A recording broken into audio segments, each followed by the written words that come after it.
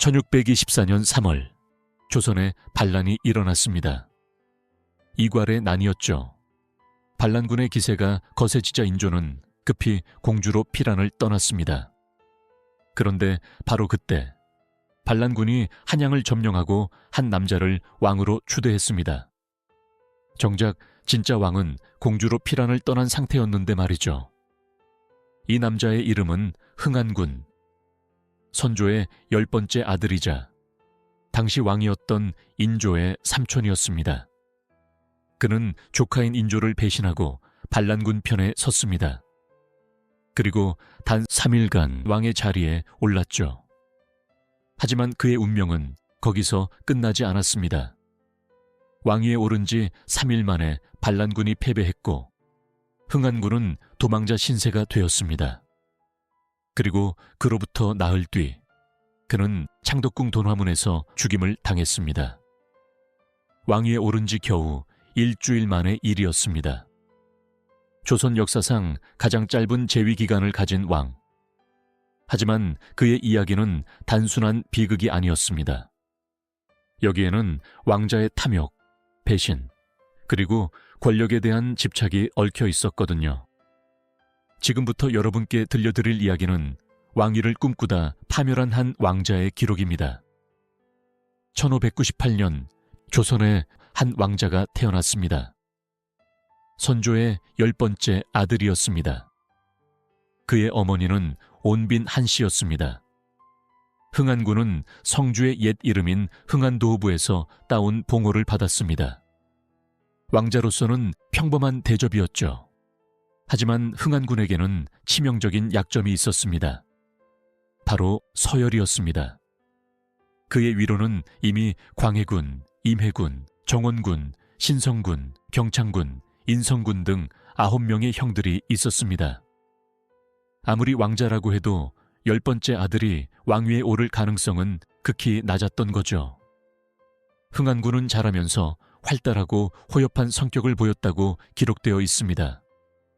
하지만 그 이면에는 왕자로서의 좌절감이 자리 잡고 있었을지도 모릅니다. 1616년 흥안군이 18세가 되던 해였습니다. 이때부터 그의 행동은 점점 도를 넘기 시작했습니다. 어느 날 흥안군은 갑자기 집에서 소란을 피우며 종들을 사방으로 풀어 사대부들의 집을 마음대로 빼앗기 시작했습니다. 한두 곳이 아니었습니다. 더 충격적인 일들이 이어졌습니다. 흥안군은 늙은 어머니를 구타하기도 하고 과부를 능욕하기도 했습니다. 사람들은 집안의 물건을 잃어버리고 사방으로 흩어져 달아났습니다. 온 동네가 소란스러웠고 그 피해는 이웃 마을까지 번져나갔죠.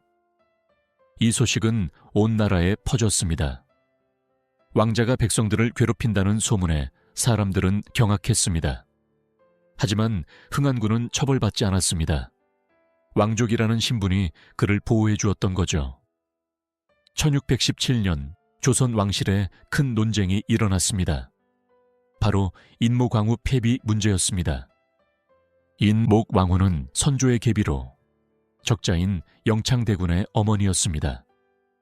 광해군은 왕위를 지키기 위해 이복동생 영창대군을 제거했고 이제 인모광우마저 폐위시키려 했습니다.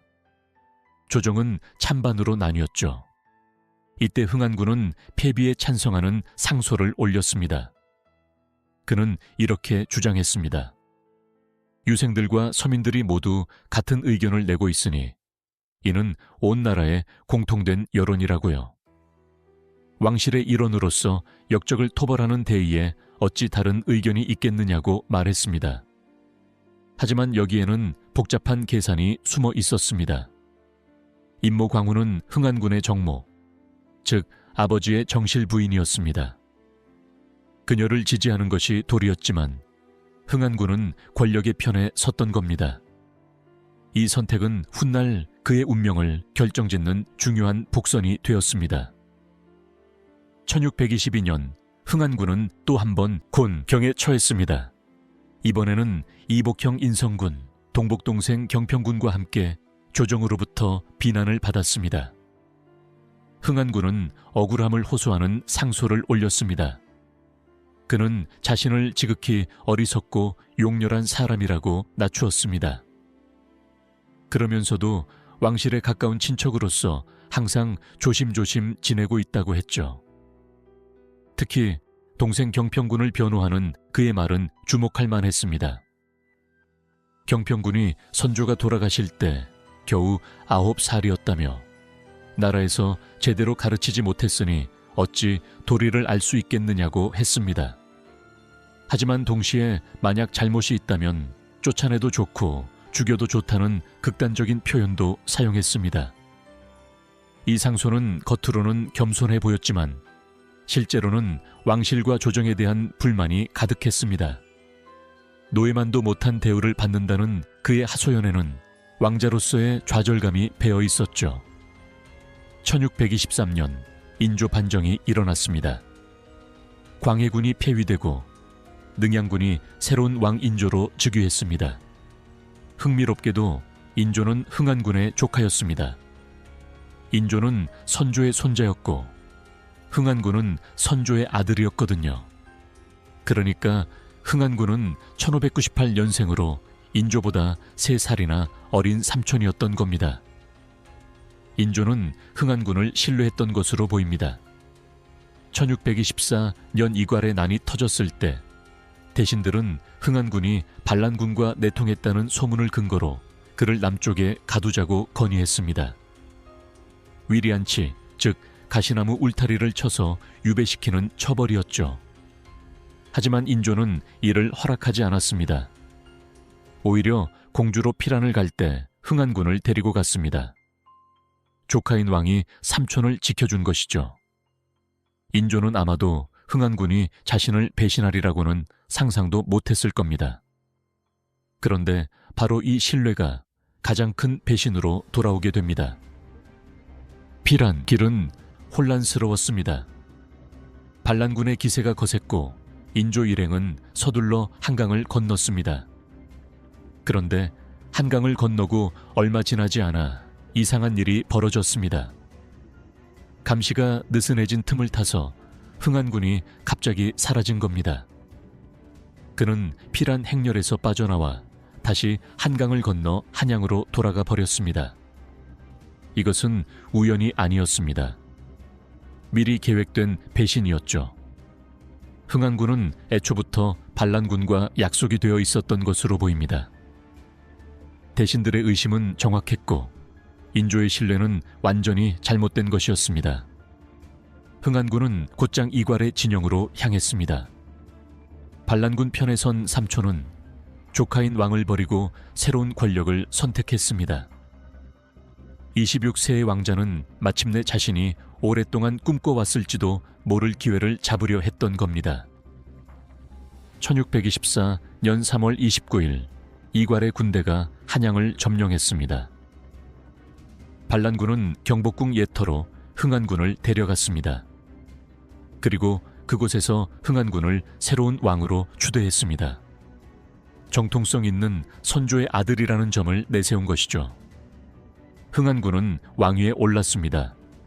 그리고 즉시 농공 행상을 시작했습니다. 반란에 공을 세운 자들에게 상을 내린 것입니다. 이것은 흥안군이 단순히 반란군에게 이용당한 것이 아니라 적극적으로 왕 역할을 수행했다는 증거입니다. 하지만 이 영광은 너무나 짧았습니다. 거친 운명이 이미 그를 향해 다가오고 있었습니다. 왕위에 오른 다음 날인 3월 30일 결정적인 전투가 벌어졌습니다. 안현 전투였습니다. 이괄의 반란군과 관군이 맞붙었고 예상과 달리 관군이 승리했습니다. 반란군의 기세가 꺾인 겁니다.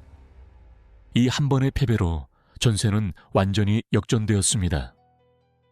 3월 31일 이괄은 어쩔 수 없이 한양 도성을 포기하기로 결정했습니다. 불과 이틀 전만 해도 한양의 주인이었던 반란군은 이제 도망자 신세가 되었습니다. 그리고 흥안군도 마찬가지였습니다. 3일간의 왕위는 끝났습니다. 이제 그는 더 이상 왕이 아니었죠. 그는 단지 반역자일 뿐이었습니다. 도성을 버리고 도망쳐야 하는 신세로 전락한 겁니다. 흥안군은 소천으로 도망쳤습니다. 그곳에 숨어서 추격을 피하려 했죠. 하지만 운명의 굴레는 그를 놓아주지 않았습니다. 백의종군 중이던 항교라는 인물이 흥안군의 정체를 알아차렸습니다. 백의종군은 죄를 지은 사람이 평민 옷을 입고 군대에서 공을 세워 사면받으려는 제도였습니다. 한교는 즉시 소천 현감 안사함에게 알렸고 안사함은 흥안군을 붙잡았습니다. 왕이었던 남자는 이제 죄인으로 묶여 한양으로 압송되었습니다. 흥안군이 체포되었다는 소식은 빠르게 퍼졌습니다. 도원수 심기원과 신경진은 장만과 함께 긴급히 회의를 열었습니다. 그들은 중요한 결정을 내려야 했습니다. 반역자 흥안군을 어떻게 처리할 것인가? 1624년 4월 3일 창덕궁 돈화문 앞이었습니다. 도원수 심기원은 중대한 결정을 내렸습니다. 흥안군을 즉시 처형하기로 한 것입니다. 그것도 국청, 즉 정식 재판도 없이 말입니다. 이것은 엄청난 월권이었습니다. 조선에서는 왕족을 처벌하려면 반드시 국왕의 허가가 필요했습니다. 사형집행 역시 마찬가지였죠. 하지만 심기원은 인조의 허락을 받지 않고 독단적으로 흥안군을 죽이기로 결정했습니다. 창덕궁 돈화문에서 흥안군은 교수형에 처해졌습니다. 선조의 10번째 아들이자 사흘간 왕위에 올랐던 남자의 마지막이었습니다. 왕위에 오른 지 겨우 일주일 만의 일이었죠. 나중에 공주에서 돌아온 인조는 이 소식을 듣고 격분했습니다. 자신의 허락도 없이 왕자를 살해했다며 심기원을 크게 꾸짖었습니다. 심기원은 하옥되었지만 명시적인 처벌은 받지 않았습니다. 흥안군의 죄가 너무나 명백했기 때문이었죠. 하지만 이날 이후로 심기원은 인조의 눈밖에 났고 둘 사이의 신뢰는 깨졌습니다. 흥안군의 이야기는 여기서 끝나지 않았습니다. 1871년 고종 때 흥안군은 복권되어 효이라는 시호를 받았습니다. 하지만 여론은 들끓었습니다. 명백한 대역죄인이자 배신자를 복권한다는 것은 말이 안 된다는 비판이 쏟아졌죠. 결국 1900년 완순군 이재환의 건의로 흥안군의 왕족직위는 다시 삭탈당했습니다. 그의 이름은 선원 속보에서도 빠졌습니다. 죽어서도 용서받지 못한 것입니다. 흥안군의 7살배기 아들 이영세는 어리다는 이유로 살아남아 남해로 유배되었습니다. 그곳에서 대를 이어 현재까지 후손이 200여 명 남아있다고 합니다. 경상남도, 남해와 충청남도, 서천에 그의 후손들이 살고 있죠. 흥안군의 묘는 경기도 안양시 평촌동에 있었으나 1989년 평촌신도시 개발로 사라졌습니다. 지금은 그의 봉호를 딴 흥안대로라는 도로 이름만이 남아있습니다.